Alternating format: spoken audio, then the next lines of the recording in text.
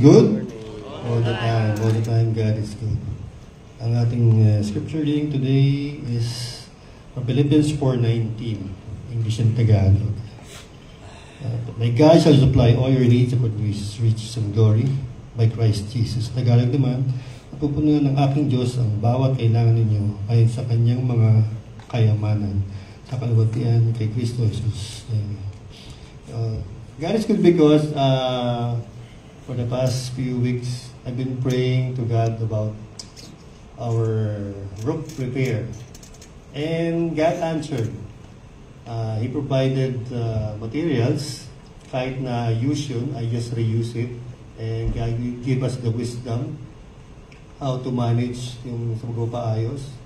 And God really answers our prayers na kailangan tayo lagi tumawag sa Kanya at hindi makalimot. Like this one, the wisdom that gave me this scripture came from God also.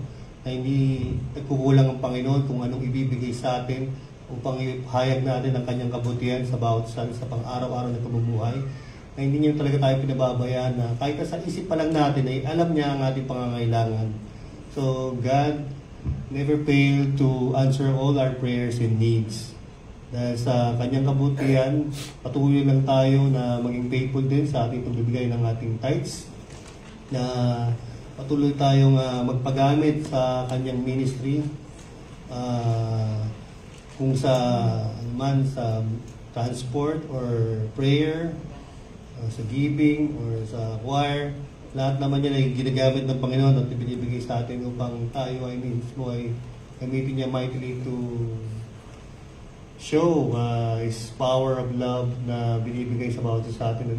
Thank God din sa bawat isa na nakarating din dito and sa patuloy na pag-ingat at protection at gabay sa pang-araw-araw natin na patuloy na siya nagpo-provide. So, let us pray for our tithes and offering. Yes, Lord God, maraming salamat sa palang to na patuloy kayo siya nagpo-provide sa amin lagi, Panginoon, ng aking pangangailangan. Hindi kayo nakakalimot.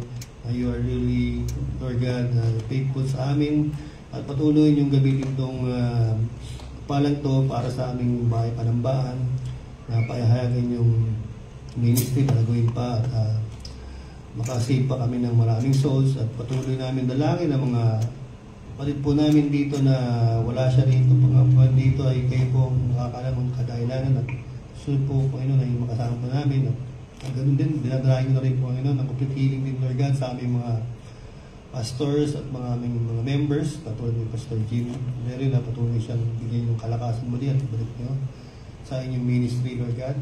Maraming salamat sa pampalang to at kanyang kabutihan sa pagbuhay po namin lahat Lord God. Kung sabado na namin sa inyo Panginoon, na may Jesus. Amen.